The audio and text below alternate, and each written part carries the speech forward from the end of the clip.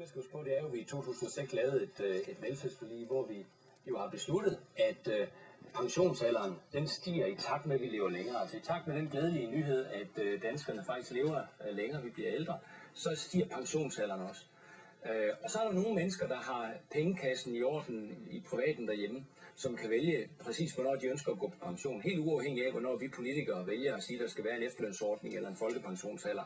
Men så er der altså nogle andre mennesker, som er hensat til, at hvis de vil kunne gå på pension lidt tidligere, så skal de indbetale til en efterlønsordning. Og det sagde vi så til dem i 2006. Her har I den efterlønsordning, som I så kan regne med. Og så man sendt den her i 2011, så taler vi om, nej, den ret skal I ikke have alligevel. Og der er vi altså måske lidt anderledes stemt end altså, I siger ord, og det gør de andre ikke? Nej, vi siger, at der er en eller anden forhistorie her. Altså, hvis mit selskab eller pensionsselskab eller hvad det er, kommer og siger til, nu skal høre, hvis du indbetaler en eller anden sum penge på en konto hver måned, så får du ret til et eller andet ude i fremtiden. Og de så kom efter nogle år og sagde, nej, det har vi fortrudt. Du synes, det er utroværdigt?